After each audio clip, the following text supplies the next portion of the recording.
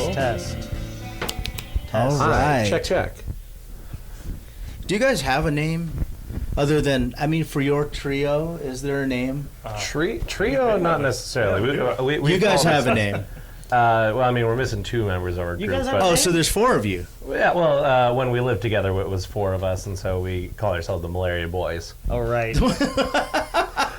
Hence Malaria Mike. Well, yes. The Malaria Boys came out of that. Why Malaria Boys? Why? That doesn't sound very flattering. Okay, well, the bar was named Malaria Mike, so then that's where I don't know. Malaria Boys is just what came out of that. We thought of the like kind of edgy names of the various tropical things. We were trying to do a rid of like a Jungle Cruise boat, things like that. So Malaria Mikes and I think there was no good E ones, so we got M covered.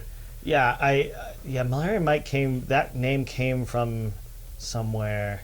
We sat down for that one though. Oh, that was when I was doing convention cruise. Actually, that was my name. Oh, I had a little name tag. That's where that came from. Nice. Interesting. There's a whole story. Whole history. How they met. Yeah. Okay. So the other 2 that were the Malaria Boys. Mm-hmm. Right. I feel like that you guys. That sounds like one of the prank shows on True TV or something. Oh. Right? Where you make people do dares and stuff. The other 2 guys, were they also Disney people? No. Oh, not okay. at all. Okay. But that was kind of nice because they kind of shepherded it when we were away, or they were really just. We would say, "Hey, we're doing a tiki bar," and they were like, "Okay," and they didn't know what was necessarily going to come from that, and they really took it under their own, and I thought that was very, very cool. And we see them. Yeah, and we're gonna have a bunch of skippers. We're gonna have about 50 skippers over to our house. Is that wow? Cool? And they're like, "Oh yeah, that's fine." Wow. So there's okay. Wow. All right. Like I said, I don't even know where to start now. Okay, but so let's tell our audience. We have 3 former skippers in the house right now, right here inside the Desert Oasis room. Former skippers, not like Trader Sam skippers. Right. Former skippers of the Jungle Cruise, because the Trader Sam's bartenders called themselves skippers as well, and you guys know who those are. We have lots of friends that are friends there, and that are bartenders there in Trader Sam's. Our friends Kelly, and I think Christian is not there anymore, and Roy, and a few others.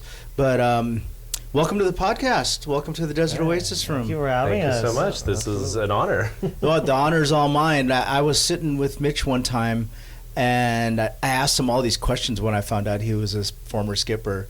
And he said, I could bring a couple more guys and we could tell you stories. And I said, I was like, dude, we got to do this podcast. So I'm happy that you guys came. Is there any restriction, first of all, about what we can talk about? Is Disney protective about stuff? Oh, I'm sure there are things we should. But you're not on an NDA or anything, right? No, but there are specifics of the operation that we necessarily can't dive fully into. Okay. But and truthfully, it's not even that interesting. It's not. It's very simple. I almost got in trouble with a friend of mine because I said, "Oh yeah, Jungle Cruise. It's blindingly simple. Stick goes forward, stick goes back. Right. It's tell joke. Yeah. It's compared to like Indiana Jones. Well, you know what? That's Look, wild. Newsflash. Before you said that, I kind of knew that too. Going on the Jungle Cruise with my family for the past 2 decades, you watch these guys and. You know it's on a track, and you know that they're just speeding it up and slowing it down. Track, was it? Is there no track? I don't know. Now we're going to throw you off. No. Yeah, it goes from Asia to Africa to South America. If there was a track that long, you would have heard about it by now. I suppose. Yeah. What about the big boat with the wheel on the back? Oh, the track boat? Yeah. There's no track one, of that. Where see, there's a track. The SS track, yeah. Yeah. That tracks. Yeah, it does. Now, the next time, how often does a Jungle Cruise get shut down? Like for maintenance and stuff? It depends. Famously, we can kind of go into this. It's even like lore and apparel and decoration for some people, but there are different shot codes at the Disneyland Jungle Cruise for reasons why things are going wrong. We still have the real guns on the boat at Disneyland, and different numbers of shots mean different things. And one of the most famous ones is 3 shot. That just means essentially something's gone wrong. So Wow. that can happen. I didn't know any of that. But what I mean is like when they drained the Jungle Cruise full one. for maintenance and they put the walls up. Yeah. This is what I'm getting at. I have that selfie stick right there that retracts or expands, and I'm gonna hold it over the wall to get a shot of that track. Well, it you used to go. sure The track to Asia. Right, exactly. It used to go down a lot more because we're actually three of us. We are in a club at this point. We worked a holiday overlay that they used to have for the Disneyland Jungle Cruise. They still do it in Florida, but they don't do.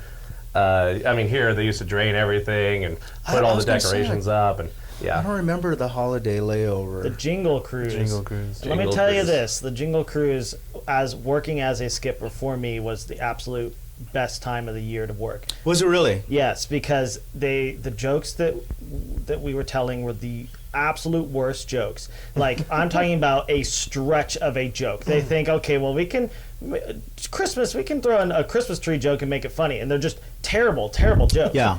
But it makes you have to be very creative. But aren't they supposed to be terrible jokes? yes, but now you're adding another layer. Another layer of terribleness. and you would have to tell these jokes into like it'd be like January 20th, and you're still telling these Christmas jokes. Oh. And so you kind of had to just ham it up so much that you and the audience both know this is a stretch, and we're both trying to make this work together. Yeah, you know? yeah. I get that too. That same feeling when it's not the holidays, where you're working with the audience to like, come on, guys, give me a little something here. You know? Well, yeah, there's Give me some- more. Give me more. All right, so let's talk about the jokes because I asked Mitch. How am I going to trouble for this one? I asked Mitch. He already knows, so I was like, I don't know. Are the jokes handed to you scripted, or do you come up with your own jokes? I mean, I was a trainer, and we can say this, that you do get handed a script, and it does get edited and tailored over time. Not like every day, but every like couple of years they'll go through and cut a few ones or add a few more. There used to be a submission box on the dock where Jungle Cruise where people skippers. Jungle Cruise captains could do that, or skippers could do that. Yeah, absolutely. But passengers, could they put stuff in there? Probably not. no. We do hear a few good ones, but we get a lot of Rhinots and that's a great Elefino things. that's another good one. I ask because sometimes you hear the same jokes no matter who the skipper is, Yeah. and then some skippers are just. I've heard some really original jokes. Yeah. And if you say one of your own, I mean, do they have like quote unquote secret shoppers on the boat that monitor what you guys are saying? If that did happen, most of the time you would know. You could kind of tell. Like it Oh, was you like, could. if it was someone working for Disney, you're like, okay, I kind of know. Okay. It But- ebbs and flows. The way that I noticed it kind of worked is like you're given a bunch of jokes, right? And you're told Yeah. these are the jokes, and you start working there, and you're telling the jokes that you're given. Then you hear someone say something funny, and you said, that's really funny. I got to say that. Yeah. And then you start saying that, and then someone hears you say it, and then they start saying it. And so and then at that point, it starts to blur in your mind of what was I given, Right. and what did I Where'd it pick come up from? along the way. And some of the jokes, like they're so good, you think they would be in the Right, script. right. Okay, so now if you have someone that's hearing that joke, like say I go on the boat and I say something that's just hilariously funny, Okay. which would never happen for me, but let's just say I do, and you say, wow, Adrian, that's pretty damn funny, I'm going to start using that. You don't say that to me, you say that internally, and you start using that, right? And then Eddie hears it. And Eddie says, I'm going to start using that one too. There's this thing about, like, in stand-up comedy, you can't use each other's jokes. Is there some of that where, like, hey, man, I started using that joke, that's my joke? Sometimes it won't land as well as other. We the three of us can agree. Yeah. There are people where we go, well, we know the jokes were written by those people, but also we know, that joke, that's like, this guy's going to deliver it really great, or this gal, they everybody should tailor to their own styles. Got it. Yeah. I always felt like it was the opposite, where of what you just said, where it was like, if you tell a joke that's your joke, and then you hear someone, on another boat, another skipper telling that joke, it's like I made it. Like I told a joke that was my joke, and someone thought it was so funny that now they're saying it and it's living on. Like so this joke is gonna, because again, it passes to this person, then to this person, and 4 years down the line, someone's telling the same joke. The goal is get it into the script, and then it's everyone's joke. Oh, so that's a thing. If you get it into the script, that's a huge okay. Oh yeah, one guy got to the point where he changed the name of one of the animals, and that's his biggest claim to fame. It's like, instead of this name, now it's Bobo. That's Bobo. And that's that animal's name, and that's in the script as that. I was also going to say the English language at this point is an enigma. Okay. And a lot of people, I was always of the opinion, why are you doing this, or why? Just give me reasons, think it through. And so many people start telling jokes that they hear, or they hear a version of, and then it's just completely yeah, it's a joke, right? And I go, I've never read it, I've never heard it, tell me why it's funny. And there would be people that would tell a joke because they heard someone say it, but they themselves didn't understand the punchline. And you could tell in the way they say the joke. They would just say it as if they're just saying a statement, and it's and it doesn't land. And that can get you in trouble. And you're like, why are you telling a joke if you don't know even what the joke is? Yeah. Wow. I'm guilty of that, so it's bad. That's why you're like, there's all the popular jokes. I used to read through the whole thing, because honestly, if they made it in the script at a certain point, somebody somewhere approved it, and I would find all the ones that nobody used, and I would use those on mine, and I would have people come by and they're like, Eddie, could you read this? I want to know why it's funny. Yeah. Okay, so God, I don't even know where to start. Like I said, I have a lot of questions. I've got more joke questions about 70. Oh golly. About the attraction. I won't call it a ride. So some of the jokes, can you get away with? Okay, did you see the Pee Wee Herman documentary recently? I haven't yet had a chance. So it's on one of the streaming services. Really great documentary. I knew a little bit about some of it. Like one of the things that I knew about the history of the Pee Wee Herman show was when it was playing at the Groundlings Theater in Hollywood. There was a lot of sexual innuendo in the show, and it was presented as a children's show, but it was like, oh, Pee Wee, you have such big feet. And he'll say, you know what they say about big feet? And then she'll say, what? And he'll say, big feet, big shoes. So, there's a little bit of that sexual innuendo, but then because it's presented as a children's show, that's the whole shtick, right? Can you get away with any of that? Some have. God, I feel like there was some of that. I'm trying to think of what it was. I don't know. I thought I heard something before. Well, no canaries. Oh. I thought I heard something before, but I don't remember. I'd say, and I've described, I mean, this is a bigger conversation of the different feels of the different Jungle Cruises, but I've always considered Disneyland's Jungle Cruise Rat Pack comedy. It's, edgy, sometimes a little raw, but it's it'll go right by you. It's so fast. And so the joke is not the innuendo itself. It's just the, hey, and you're on to the next thing. So it's not been too much of an issue. A lot of it's really clever. And a lot of it is, I got to say, it's just getting a little tired. Well, so are some of the cast members at this point. But, here's the thing, though. I mean, the backside of water joke and the whole that's never died. Great place to be headed. I know. It's never going to die.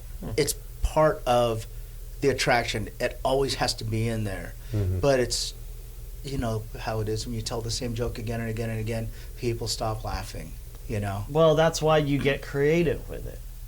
You're going to tell this joke.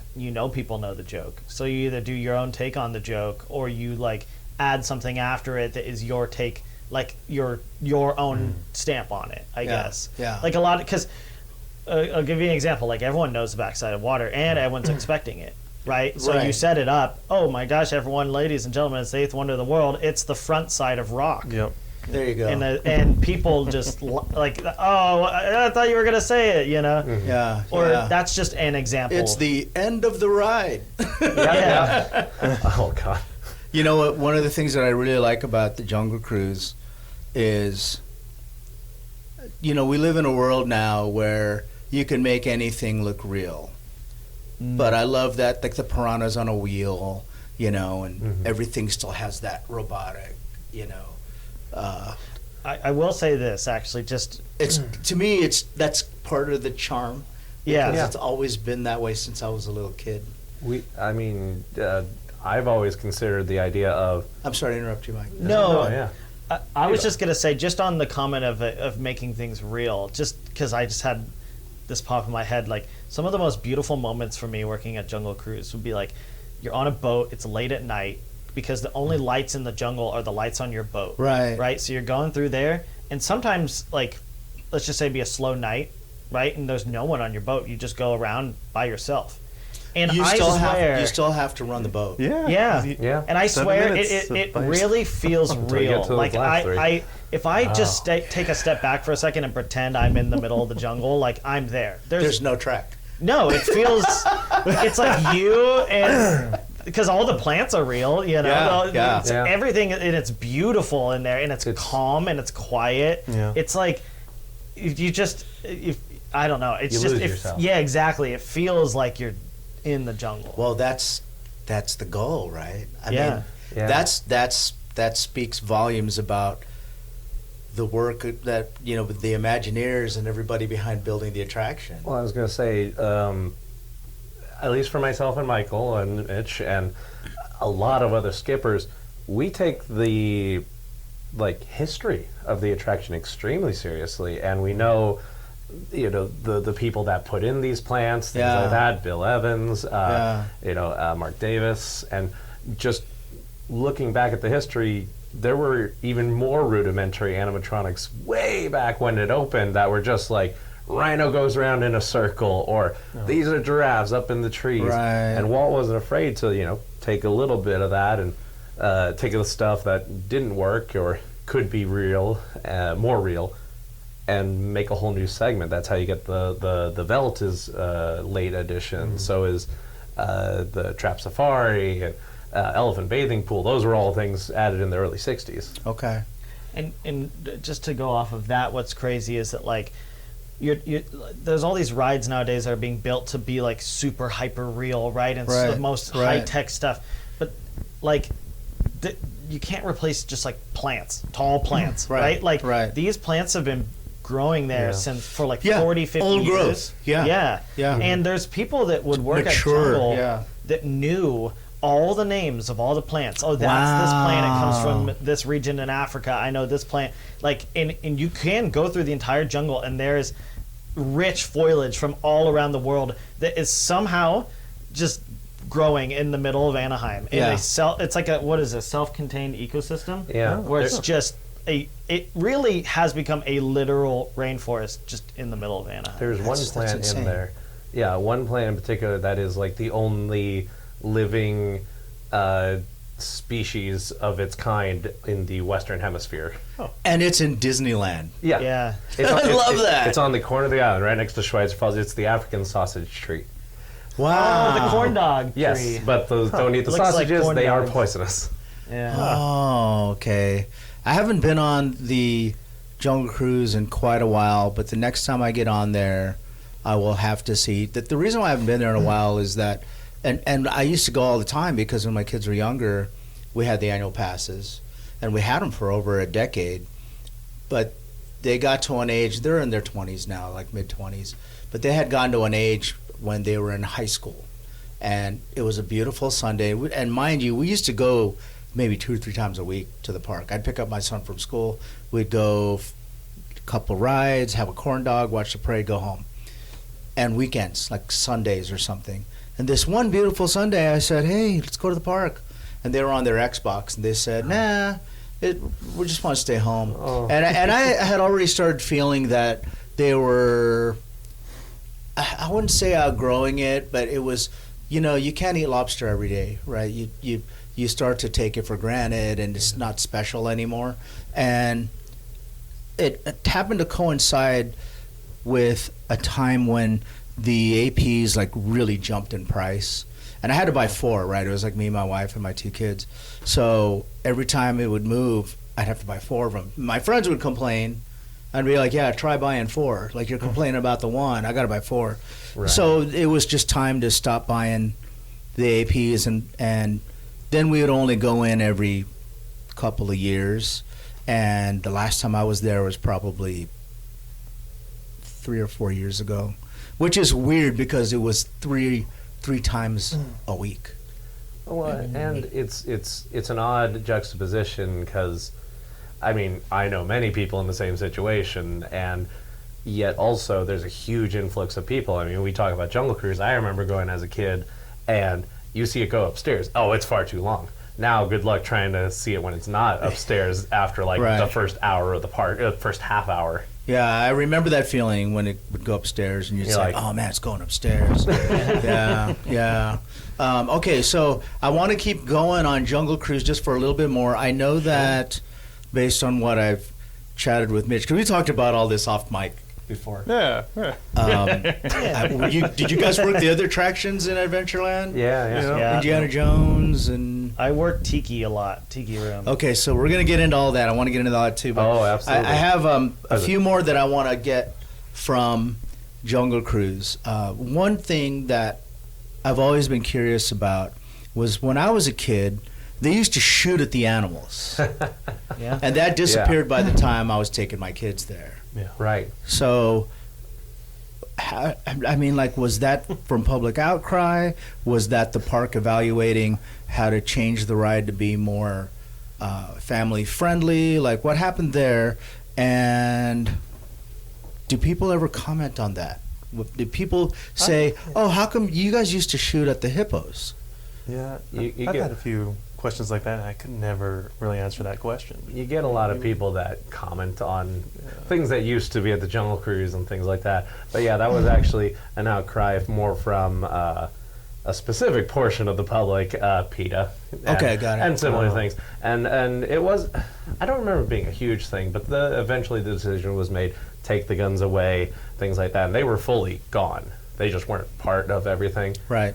And after a few years, everybody just was like, well, where are the guns? You don't have the guns? What happened to the guns? Right, Peter did have a good presence. And hearsay also says that Michael Eisner apparently was joking around with some skippers backstage and just went, yeah, we'll go shoot some hippos. And yeah, and then they all went, yeah, about that. But the kind of compromise at this point is we still have them use them, but they're not shooting right at the animals. They're shooting in the air to scare them away. Right. Yeah, exactly. You're just trying to get them to leave you alone. Yeah. But we still get to shoot the gun, and that's really fun. Yeah. Okay. Really fun. Oh yeah. How How often often do you- real guns? I mean, come on. They are real Smith & Wesson Model 64s. They have been. You're not joking about that. No, they're I real could- guns. They have to lock them up at night. I had to teach gun safety. Yeah, absolutely. Because But you guys are shooting blanks. yes, but blanks they've can be been- deadly. They've been altered. Absolutely. They've been altered so you can't actually put anything in them other than this very specific size blank. Like literally nothing else could go in it. Because I didn't know that they were real guns. I just remember They as are. a kid, Yeah. sometimes when they'd shoot the guns, it would startle me because I didn't expect it. It startles a lot of people. Oh yeah, that was my favorite part. Is like scaring people. I was like shooting this is next to me. Yeah. Well, I like the idea of. Now I know we had people that were like pacifists that didn't want to shoot the guns, but it is a part of operation to kind of know where engage your timing of where you are in the jungle. The main time where I was like, oh yeah, I can't do that. If you get like dogs, service animals, Got things it. like that, Yeah. or like a request from certain guests, they'd Right, be like, right. hey, it's could you not? And yeah, absolutely. You can ever adapt. want to point the guns at the people on the side that are Indiana Jones line? Wow. I don't know. Way I would into trouble avoid with that. that one. Hey, there's my ex-wife. What I used to do is I used to raid the. They used to have all the documents unlocked, and I used to raid the Walt Disney World Yeah. Jungle Cruise scripts when they were like wildly different. and I would find jokes that they had for not shooting the guns and things like that, and I found some like alternatives that were really funny. There's some great alternative jokes. Well, the one I would always do is like if someone tells you like, oh, don't shoot the gun, I'd still pull out the gun and be like, I'm gonna scare him away, and then you just use the gun and go shoo. Oh, that's hilarious. And it's great. Yeah, That's hilarious. Okay, I've never seen that. That's good. Mine was more cerebral. Mine was the from the Disneyland one. It was you pull it out. You're like, I'm gonna scare him off. Be gone, foul beast, else I shall have to fire my weapon. Oh yeah. You see, they're terrified of bad acting. That's hilarious. Okay, how often are you able to get on land? And is that a privilege? Is that a challenge, or is that routine? Well, It's like, how do we? It How depends. much Right? is- It's like, how much can we can we dive? talk about? We can talk about it because it's depending on the skipper. I mean, any attraction at the park, you will be able to at some point walk out into certain locations, and sometimes you have to, especially if you're getting people out of certain situations. Yeah. That's an interesting one for Jungle Cruise. That's for later. Yeah, it's kind of, I almost want to say a rite of passage for skippers, because the idea being is you should be familiar with attractions, and if you do well enough and speed along your training well enough, you should be able to like at least be somewhat familiar with the jungle. Okay. Yeah. And then other like trainers and leads, they'll be able to go out and So in fix short, things. yes, we would go on land, but not that often. And if Yeah. it did happen, it was a very special, like thing. Okay. So, have you been on land? I think we've all been on. All of you? Oh yeah. Okay. I So used to Blink go out- twice Well, if the- you've been on land. Well, it depends on which land, because Yeah. I don't think I've ever been in the island, Manhattan or Catalina. Catalina. Yeah, that's hard to get so to. there's a Manhattan and a Catalina. Yeah, so there's two islands at the Jungle Cruise at Disneyland. So the front one is called Manhattan, and then the back one is called Catalina. Oh, interesting. And they're kind of hard to access, so sometimes you got to access them by boat. Yeah. Yeah. Oh, well, that's how I would assume you would have gotten there. I mean, I guess because Well. it's an island, but and then I always wondered this too: is like if you get on land and you get to some of the animatronics, what animals are on there? So I know, like towards the beginning of the river, there's the big tiger. Yeah. Is those ones. well, and any of them, right? I always wonder, is the tiger just complete in the front, and it's just a big hole in the back with all of the animatronics? Oh, like a facade. I would for the most part, those animals are. So it's full all the way, Yeah. all the way around. Yeah. So, and because of, so I just assumed that, like, to maintain them and all that stuff, why would it be covered? There are certain access points, but remember, in the way where Imagineering wants to reutilize these assets, they may use the elephant as a mammoth in World of Motion and Epcot. So depending on how it's displayed at Jungle Cruise versus how it's displayed in World of Motion, it has to be a full sculpt.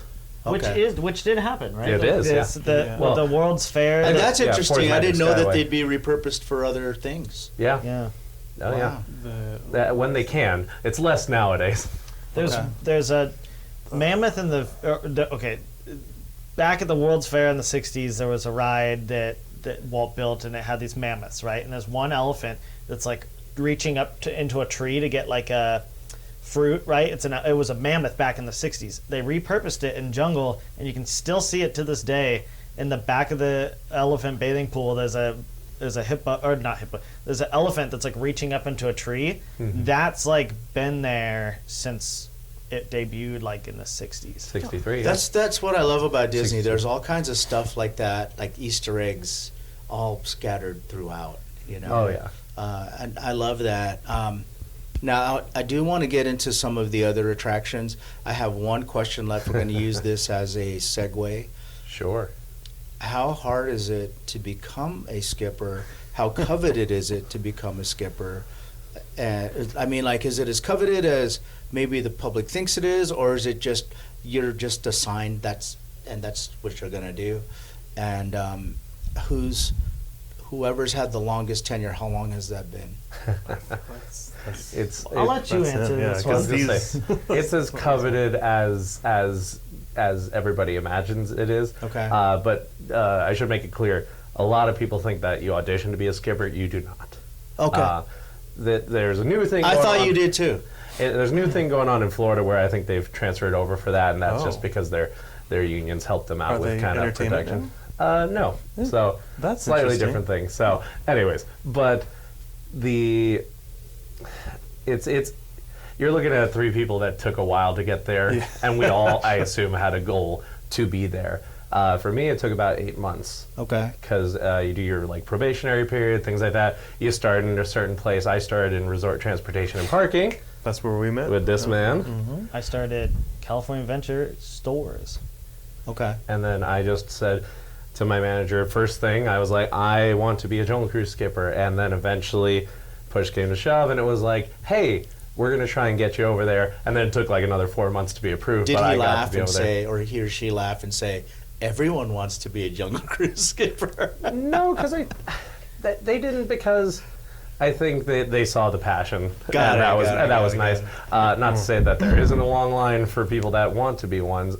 I always thought it was funny where people showed up at Jungle Cruise and they never wanted to be a skipper. They're like, I didn't want to be. Yeah, I This is was the gonna one thing say I that. didn't want to be. That's what I'm curious So there's- about. Yeah, there's 2 crowds of people that work at Jungle. The people that really, really love working there, that have gone through the journey to get there. It's been their childhood dream to work there. They like live and breathe it. They're funny. They're excited to come into work every day. And then there's just the people that wanted a summer job and they were like, you're working here, and they're like, oh, do I have to? And then they're Right. just phoning it in, you know. Yeah. How many times do you go around the whole river in a shift?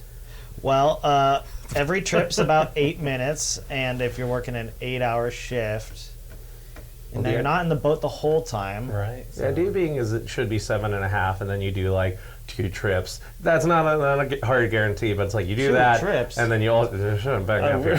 So Yeah, that. it may be like 2 or 3, and then you kind of work around lunches and things like that. So honestly, per period, it could be like 2, 4, 6, 8, like definitely like maybe 20 in a day.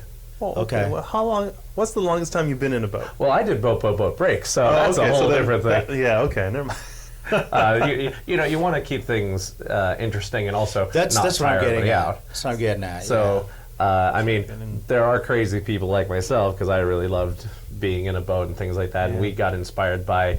There was a thing that the Jaws skippers out in Orlando used to do that were just wild and crazy, which is just marathon being in a boat all day.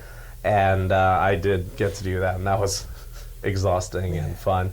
But you know, the nice news is it's flexible. You can change it. So like they would only do that to people that know they're going to do that. Like I got a 2-day warning that hey, we're going to do that in 2 days, and I was like, yes, okay, cool. We'll grab some Red Bulls and we'll get going. And but it that news, the average news could be either amazing to somebody who wants to be in a boat or devastating to someone who's not really into people and things like that. And if you're not on the boat, I assume you guys are just rotating with assisting, helping let people get on and off the boat. Yeah, working on the dock. Yeah. Okay. Reader. Yeah. Dockhand. I liked being the way I saw it is like, okay, I have an 8-minute set, and you can tell right away in the first minute if it's a good crowd or a bad crowd, and you would And if it was bad, it resets in 8 minutes. exactly, and it was one of those places that like it's only fun if you make it fun. So if you tell yourself like, oh, this crowd sucks, next time I'm gonna try to tell that joke a little different, or I'm gonna tell a joke I never tell, and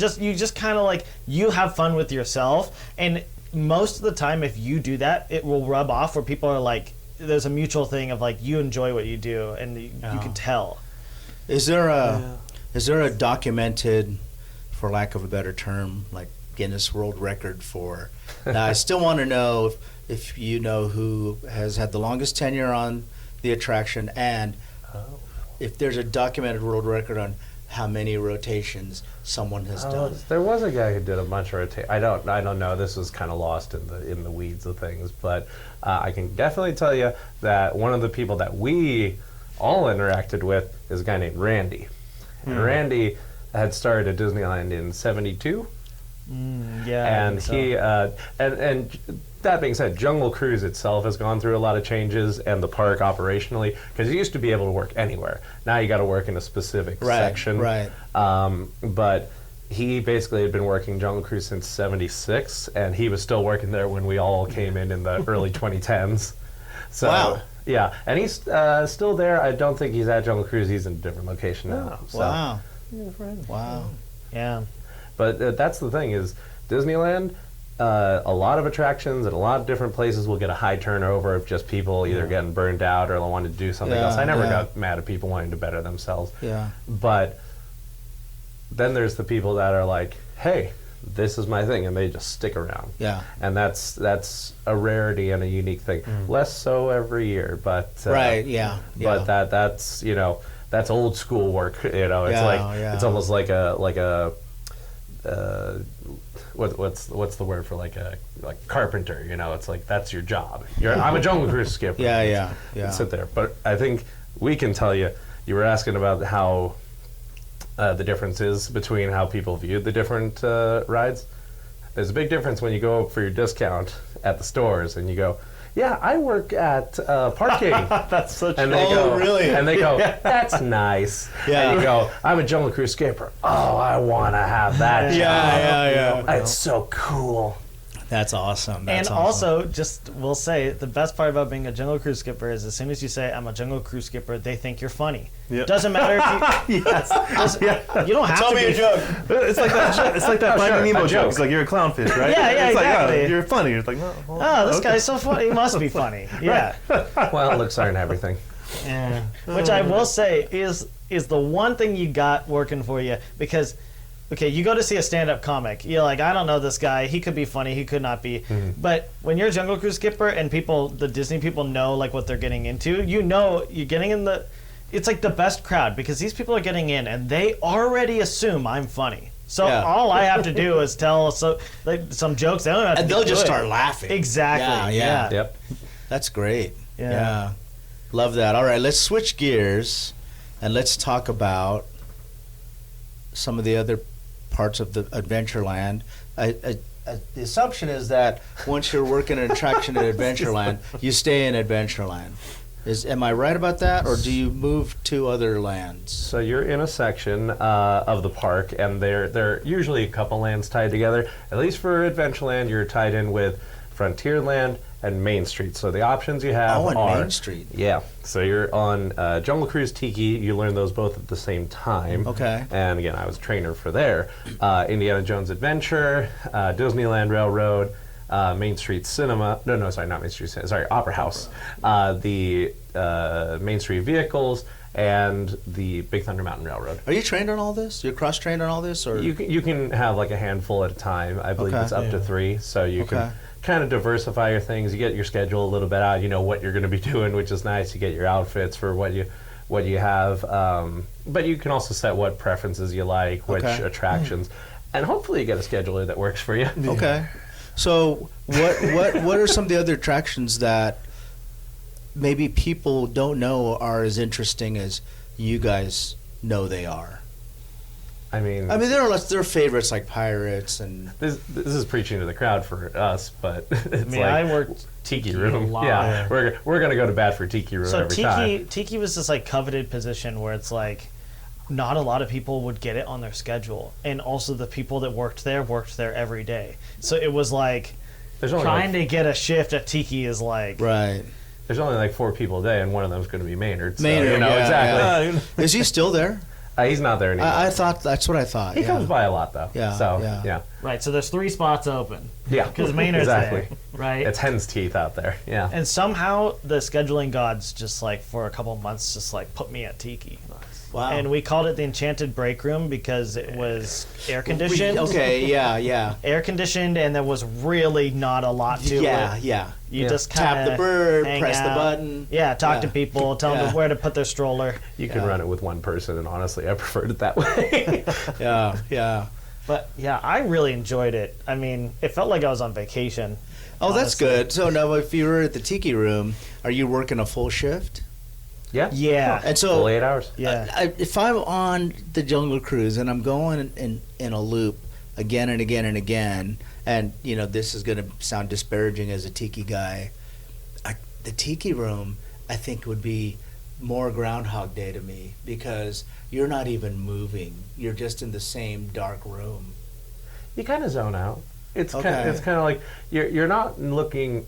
This is the difference between working and playing, is you're not paying attention to the show for the show. Yeah. You're kind of seeing, are the guests safe? Are they Right, behaving right, themselves? right, Are the right. birds behaving themselves? Right. Things like that. So it just kind of. It's just like less interaction. There's less stimulation to me. But that's so nice after doing a week Got of it. Jungle Cruise, Got and it, it's got it, on. See, I think Tiki is one of those places again where it's as much fun as you make it is. Like it's you're either gonna have a terrible time or you're gonna have a great time, depending on how your outlook on the day, And like, I personally really love the show. I could sit there and watch the show all day. I know every single word. But like, Yeah. when you were inside, so there were two positions, outside and inside. That was it. You're outside talking to people, helping park strollers, or you're inside watching the show.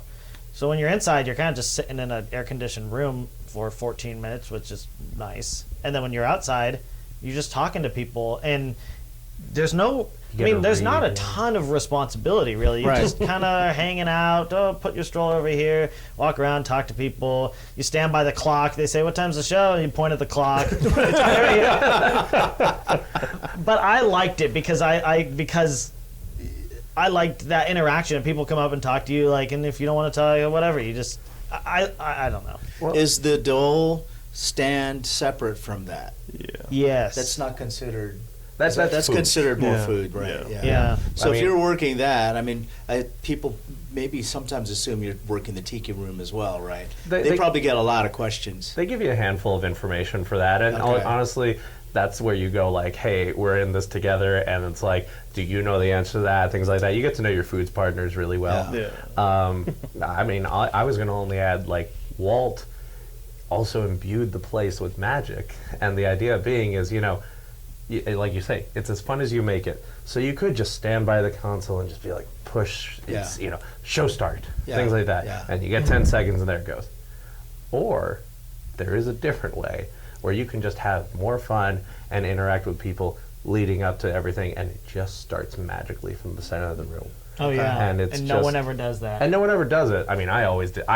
Without did giving that. away too many secrets, there's a microphone over on one side of the room, or there's a microphone in the fountain in the middle of the room. No one ever uses. You can walk in the middle of the room, pull out the microphone, and walk around the room like you're putting on a whole, like you're introducing the show. You're not just standing. But you in have the corner. 10 seconds. Well, Not that way. Not that way.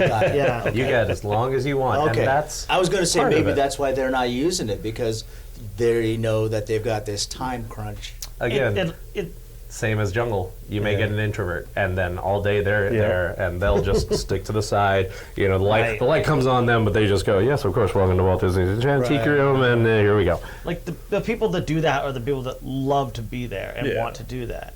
No, and hopefully they do that, because sometimes they don't even. I've had people where I'm like, "You should know that that's there," but I have a story. This is a point of pride, because it's funny, we're just talking about how dry Tiki Room is, right? But first of all, Tiki Room, you're not technically supposed to tell any jokes, but you can be kind of funny. I was going to have I had a question that I was going to ask if you threw in any So I Jungle did, Cruise jokes. and that or- so my point of pride is that I made Adam Sandler laugh at the Tiki Room. Dude, that would be super proud. I'm like, that's it. I for me made too. it. Yeah. I told Yeah. some joke. I think it was the joke was something about no flash photography, because let's face it, you're all sitting underneath them, like the birds underneath Yeah, yeah. the birds or something. And I said that, and I just heard in the corner, and I was like, this is the best day ever, because I saw him walk in. I knew he was Love it. there, but hearing I could tell it was him right away. I was like, oh, this is great. Love Yeah. that. Love that. Are there people who, with any of these attractions, I assume it's taboo to get photos with celebrities and that kind of stuff. But do they, for example, I'll use Maynard. He's a celebrity in and of himself. People always want to take photos with him. Right. Do people do that with you guys too in any of these attractions? Yeah. Oh yeah. Okay. All the time, and it's like, it's like a point of like. It's like rite of passage, and I wonder how many like family albums I've Right, some random. Right. Yeah. Probably a lot. I mean, again, talking about the love and the history of the attraction, I remember one of my fondest memories was back when the Halloween parties were on the Disneyland side. I pulled up, and there was this whole family dressed as like Jungle Cruise animals, things like that, and little kids dressed as Skipper, and I was just like, oh man, whoever gets that, that's gonna make their night. Yeah. And then the lead turned and went, hold it up, Skip. Coming at you, Skip. And I was like, oh, God, it's me. And they came down, and basically I was like, cool, kid, you're taking charge. I had him basically tell all the jokes, things like that. Yeah. And he's just sitting there like, and backside of water. Oh, that's And, awesome. yeah. You made that's a memory he'll have the rest of his life. Absolutely. Yeah. And then we all got like a family picture. Yeah, love afterwards. that. Love that. All right, here's another. I'm already laughing because You must be a skipper. I know what I'm going to ask. Okay, so let me give you a quick example. I went to this pirate-themed show, for lack of a better term. It was on the beach, and they had a big pirate ship out in the water that you could actually board the ship. They would quote-unquote shoot cannons and stuff. You had to pay for it, I think, and then you'd go out there on a tender. But then on the sand, and it was by the Seal Beach Pier, if I remember correctly, on the sand, they had a stage with acts, performances, and then they had vendors, and they had like a little beer garden place where people could drink, and it was all pirate themed. So people were walking around dressed in pirate clothing. And at one point I was on top of the pier looking down, just trying to get some good photos and just absorb the event. And I overheard two guys in cosplay beside me. One was saying to the other, look at this guy down here. Who does he think he's fooling? He's wearing 17th century pants and 18th century top. And the top is from Spain and the pants are from the Caribbean. And they were being really, really nitpicky about stuff. Do you ever go somewhere, go to like a party and stuff and be like, yeah, those pants are wrong? Or yeah, no, we don't wear hats like that. Or I'm going to let you answer. okay. How protective are you of the look? And that's not just jungle. That's Ooh. No, go ahead. He'd be the perfect person. I'm protective. I'm protective of most of all the feel, because I feel like Jungle Cruise, especially Disneyland side, has had a very specific, like I say, I was saying Rat Pack, all that kind of stuff. It's got a vibe to it and things like that, and that's very easy to like skew off into other various ways. But yeah, when it comes to certain things and visual aspects about the jungle, especially the clothes, there's a point of pride. And that goes for a lot of different cast members, especially if they share uniforms. The same outfits that Jungle Cruise wears is also the same ones that Disney World's Jungle Cruise wears and Kilimanjaro Safaris. And so we all took it like as a point of pride that, hey, we're all in this together. And one of the things when I started is I had just missed an era where they had these really nice hats. Yeah. And you know, you could tell the old timers because they had these hats, and I'm like, but I'm an old timer too. Right. And then do you get to keep some of the costume? No, you have to turn those back. Yeah, you in. have to turn it back in. But So the hat, you wouldn't have owned it anyway. You just wanted to wear it. Well, yeah, but it's like of the things like you return the shirt and the pants. You can. I mean, what's nice is nowadays, as opposed to old days, is you used to have to return every single time. Every single day, and so you would come in, you would get your outfit, things like that. Right. Now it's a program where it's like you just go home and then you can launder it yourselves, things like that. Right. But again, if you're getting a hat, I usually just found, like, unless it was a custom hat, I would find it and get it online, and that way nobody else is sweated into it. Yeah, that's why. That's the other thing. Well, you know. Well, But it's then funny because then they the reason why I pointed the question towards him that he's not getting. Yeah. Eddie here is very in the Indiana Jones cosplay community. What gave that away? He can tell you every single piece that Indiana Jones wears. No, I've heard the same kind of criticism about Indiana Jones. Yes. Oh, yeah. I've heard, and I've heard some pretty brutal stuff too. Well, that's Like- where I was like, I'm going on camera. I should bring the Herbert Johnson, the original maker. I'm like, yeah. In this movie, he wears these pants, but then in this other movie, he actually has a pleat here. So it's like not like. No, he's right. So I do get very overly analytical, and I've known people that also, especially for Jungle Cruise, will tailor their outfits and things like that. And also, again, if you're like a more heavier set or like very like, I don't want to say gaunt, but very skinny person, you can get like a custom one from costuming that's tailored to your specifics. But these things are, if it's given to us, we find it precious. And I found myself documenting different things, lights, the different types of, like I say, I could tell you all about the revolvers and all those things. That's just me being kind of like obsessive, but also now I know, and I have all these like lists and lists of things of Jungle Cruise specific stuff that we know is what those things were, because at a certain point those become what the Jungle Cruise was. Right. Okay. What are some of the other attractions that you guys were part of? Indie, Tiki, Main Street, GSO. Yeah. Indie. I only knew Indie, Jungle, Tiki. I tried so hard to learn trains, and it just never happened. I worked Indiana Jones Adventure and also the Disneyland Railroad. Also, I was opening team for the Adventureland Treehouse. Oh, okay. Treehouse is also part of Jungle, but Right. But it's kind of hard to it's kind of hard to parse as this is its own attraction. Though I will say they did a fantastic job with Adventureland Treehouse. Okay. I remember when Indiana Jones first opened. I loved all the kind of hidden stuff in the queue. Yeah. Now, like the bamboo that you push on, you see it like a mile away because it's all tweaked. Yeah. But that was a cool hidden Easter egg. And then there was the sign, the parking lot sign that you'd have to crank your neck over to look at. And I can't remember what else there was.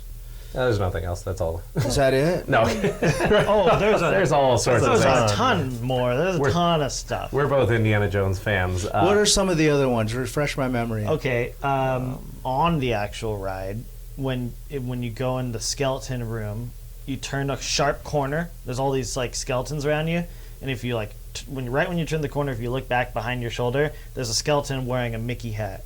Oh, Yeah, I didn't know about that one. that's a good one. and it's embroidered with his name on it. It says Bones. Oh, cool. There's another.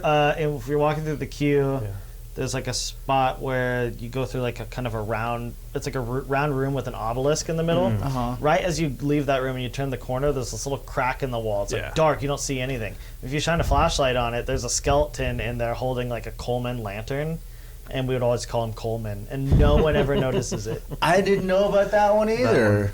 You're looking at him like we have to go back. It's like, wait. Oh man! If you asked me to talk about the Indiana Jones adventure, I could talk to you all day. Let's talk about it. But the intricacy of what was put into that queue is amazing, and no one realizes. And one of the first things you do when you learn the attraction is they give you a big binder, and they say, okay, here's all of the story, anything you want to know about the story. It's in here, and I think that was like our holy Bible. My trainer gave it to me as hey, you don't like pushing the buttons that much. Here, learn everything you can. I was like, yay. And it is absolutely insane, this like world that they've built of like it'll tell you like exactly when the temple was built, and then over time the temple sunk underground and the water came in, and then they'll tell you a timeline of when Indiana Jones got to the temple, and then what happened, and then when these people arrived and the dates that this happened. Now, was all this in the movie? Or is this the No, backstory that they created for the attraction? Yeah, all for the attraction, and hardly any of it is like out for people to see. It's like this information is hidden inside. Like you may see like on a wall like a little letter that's like on the wall, and if you stop and read the letter, it'll tell you a little bit of the story. Like it is hidden throughout the entire ride. And this is our favorite type of storytelling. One of the very good connections through the Indiana Jones community that I've gotten to meet is one of the Imagineers who worked on that, and he worked on a bunch of different things. He also worked on the Tower of Terror in Tokyo, and just like he was like, hey, you want to take a quick peek at this show binder? And it was just full of every immaculate detail, and we're just like floored. Yeah. It really is insane. To me, I think the Indiana Jones adventure to me, is the best ride that's ever been built. And, Oh, really? And I think it is because of how insanely detailed it is. And Now, are you biased because that was a ride that you were part of? I assume that there's a lot of detail in some of the other attractions in the park. well, I'm sure, yeah. I'm not. That's not a We're diss. no. I mean, you know, like, I mean, that's the one that you're familiar with. Okay, we were fans before we were cast members. Take the whole cast members thing aside for a second, right? The ride is the most insane. Like it's all practical set pieces. There's animatronics come at you from every direction. The Jeep's going this way. It's going this way. You feel like you're actually in danger. And then on top of that, you've just put in so much world building of what is going on and where you are, and it just, in the sheer amount of like work and research and storytelling that has gone into it, it's just insane. You take the ride experience of it's only 3 minutes long and it just shakes you around. And the idea being is, what can you do with that? And the idea of creating a whole world where this was a temple thousands of years ago, and you make it look like it aged over those thousands of years. And then you add the idea of, oh, now one of our favorite film star heroes is a part of this journey, and you need to go help him in it, and it just adds up layer upon layer to make that 3-minute experience feel like a 2-hour movie. I was going to say it feels a lot longer than 3 minutes. Yeah. And that's on purpose. Because the second you step in line, you're in it. Like, you're in the story from the second you step in. That makes sense. Yeah, okay. And there's hidden they invented a whole language, and it's written all over the walls, and they'll give you a decoder card, and you can decode the language. Yeah. I wish I'd Hieroglyphics. I wish I'd known all this. They'll still have decoder cards if you're heading over. So just got to ask out front. Yeah. Oh, I wish I'd known all this. When I worked there, I had it memorized, so I could like actually just read it. Wow. Yeah. So my son, I don't remember if my daughter liked it. My son liked it. When it first debuted, I'm curious if there were changes, because I remember that ride being really rough when it first debuted. Yeah. And I remember, like, I was not comfortable at all. It would, on my back was just like, you know. And then it seemed to have softened a little bit. Is that right, or is that in my mind? Okay. No, that's on purpose. I mean, originally the handlebars weren't padded either. Now you squish them and there's like 4 inches of padding on each side. Right. But also they did that's the nice thing about that ride system, is they can tailor it to the audience. And initially it was a very rough attraction. And again, it's pulling different ideas and like programs every time it goes through. So there could be a rougher one than an easier one, things like that. I mean, again, we're talking about the idea of, everybody asks, oh, why does it go down? It's just a Jeep ride, things like that. It is one of the most technologically advanced attractions. That I knew. Right. Yeah. The idea that you're having this rough, rugged experience, off-road journey, high speed and turbulent, but the track itself is as flat as can be. It's flat, yeah. And the ride car is full of hydraulics and all kinds of technology. But that's just the magic behind the scenes of, again, giving you this experience. And again, you will never see that part. Yeah. Right.